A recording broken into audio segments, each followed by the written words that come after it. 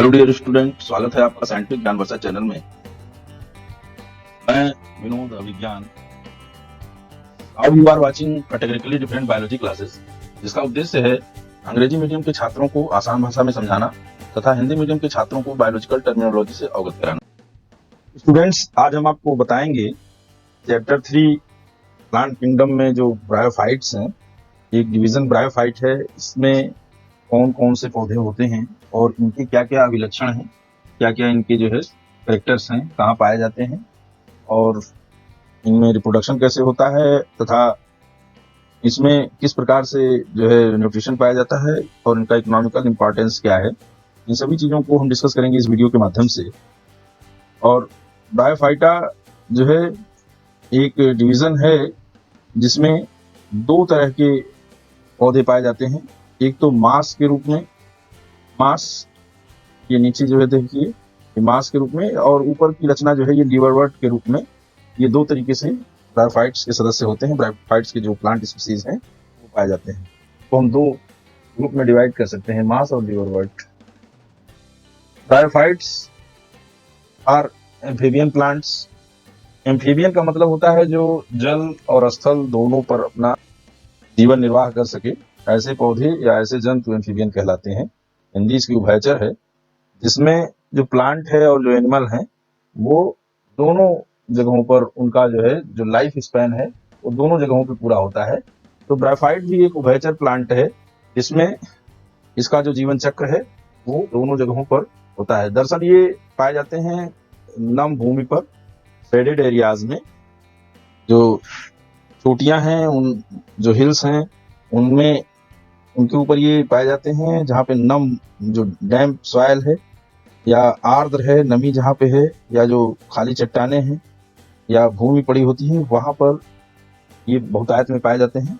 तो इनका जो यानी कि नमी जो है इनके लिए होनी चाहिए, और मतलब उसके अंदर पानी जरूर होना चाहिए, नमी के रूप में हो या पूरा पानी हो, तो तभी ये ग्रो कर सकते हैं। दरअसल ये सॉइल में रहते जरूर हैं, लेकिन इसमें जो है जो सेक्सुअल रिप्रोडक्शन होता है वह सेक्सुअल रिप्रोडक्शन जो इसके अंदर एंथ्रोजोइड बनते हैं, नर युग्मक, वो पानी की ही सहायता से जो मादा युग्मक एग है उन तक पहुंचते हैं और उसके बाद वो जो है फ्यूज करते हैं।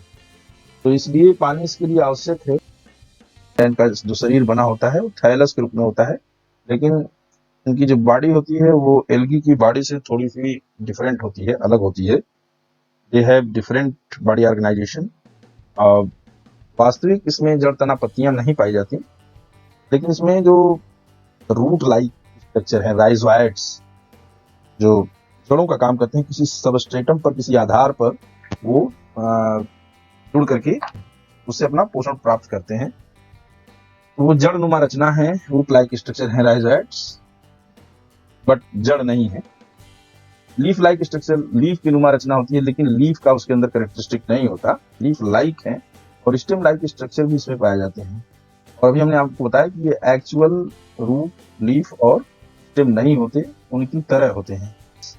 और राइजोइड्स जो है वो यूनिसेलुलर भी हो सकते हैं और मल्टी सेलुलर भी हो सकते हैं। इसकी जो मेन प्लांट बॉडी है ये गैमेटोफाइट होती है। गैमेटोफाइट और स्पोरोफाइट एक वीडियो बना करके हमने आपको बताया है, पीढ़ी एकांतरण का या अल्टरनेशन ऑफ जनरेशन, उसको आप देख सकते हैं कि जो पौधे होते हैं उनमें दो रूप होते हैं, एक तो गैमेटोफाइट और एक स्पोरोफाइट। गैमेटोफाइट पौधे का वह रूप जिसमें गुणसूत्रों की संख्या उस जीव जाति के गुणसूत्रों की संख्या से आधी होती है, जिनको हम यन से रिप्रेजेंट करते हैं। हैप्लॉइड क्रोमोसोम बोलते हैं उनको। तो गैमेटोफाइट में आधे गुणसूत्रों वाली संख्या वाली कोशिकाएं पाई जाती हैं। तो इनका जो मेन प्लांट है वो गैमेटोफाइट है। और जो इसका एक और इसका रूप है जो स्पोरोफाइट का, जिसमें स्पोर फॉर्मेशन होता है, वो इसी पर आश्रित होता है, गैमेटोफाइट पर। प्रमुख रूप से जो गैमेटोफाइट है यही मुख्य पौधा होता है और इसी पर आश्रित होते हैं स्पोरोफाइट। गैमेटोफाइट में गैमीट बनते हैं और स्पोरोफाइट में स्पोर बनते हैं। यहाँ पर हम आपको गैमेटोफाइट और स्पोरोफाइट की रचना को के माध्यम से स्पष्ट रूप से समझाना चाहते हैं कि ये आप यहाँ देखिए, ये एक मास का पौधा है। इसमें यहाँ पे दो जो है भाग दिखाई दे रहे हैं इस पौधे की, एक ऊपर और एक नीचे। ये जो गैमेटोफाइट है, यह गैमीट बनाने का काम करता है। अब यहाँ पे इसको लीवर वर्ड में आप देखें, यहाँ ऊपर जो 2 चित्र दिए हुए हैं, इसमें प्लांट है, इस पर 2 रचनाएं दिखाई दे रही हैं ऊपर इस तरह से। ये एंथेरिडियोफोर है। एंथेरिडियोफोर ये मेल गैमीट बनाता है, और ये ऊपर की ओर इसमें इस पौधे में देख रहे हैं आर्किगोनियोफोर, जो फीमेल गैमीट बनाता है। ये जो गैमेटोफाइट है, ये गैमीट बनाते हैं, और इसमें ऑलरेडी चूंकि हैप्लॉइड क्रोमोसोम पाए जाते हैं, तो इसमें कोई रिडक्शन डिवीजन की आवश्यकता नहीं होती है। दरअसल ये जो स्पोरोफाइट है, इसमें स्पोर बनाने में रिडक्शन डिवीजन होता है और सूत्री विभाजन होता है। पूरी प्रक्रिया, पूरा लाइफ स्पैन समझने के लिए आपको ये बता दें कि मेल गैमेटोफाइट और फीमेल गैमेटोफाइट, मेल गैमीट बनाने वाले और फीमेल गैमीट बनाने वाले अलग अलग जो है इसमें प्लांट होते हैं। तो जो मेल गैमेटोफाइट है, इससे बना हुआ मेल गैमीट जो कि बनता है एंथ्रीडियोफोर में। एंथ्रीडियोफोर में पाए जाते हैं एंथ्रीडियम, और उस एंथ्रीडियम में बनते हैं एंथ्रोजॉइड्स।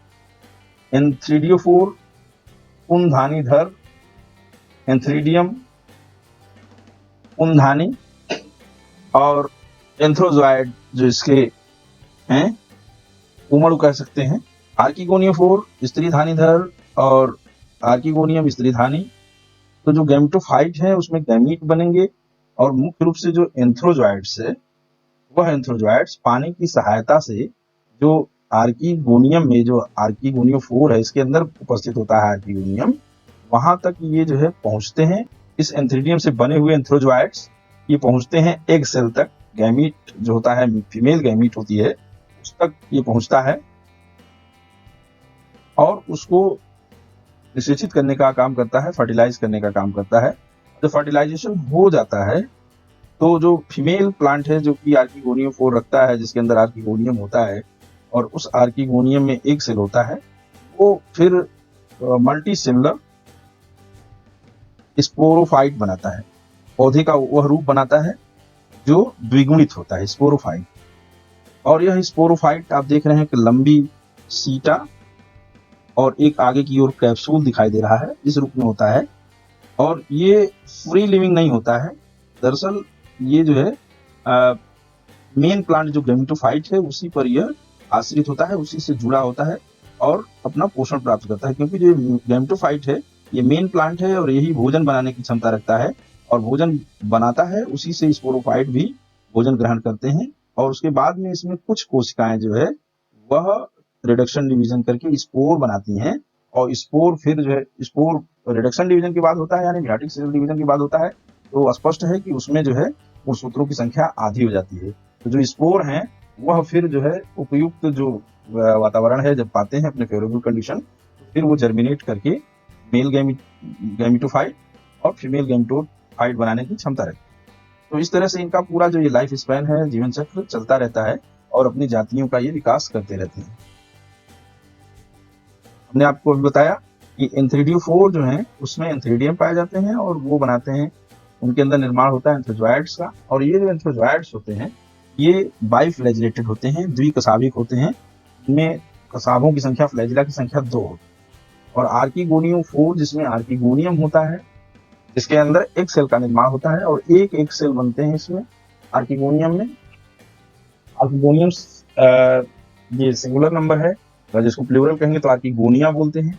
और एंथ्रीडियम ये सिंगुलर नंबर में है, इसको जब प्लूरल में बोलते हैं तो एंथ्रीडिया बोलते हैं। फ्यूजन यानी फर्टिलाइजेशन के बाद जाइगोट बनाते हैं, और यही जाइगोट, इसमें कोई तुरंत रिडक्शन डिवीजन नहीं होता है।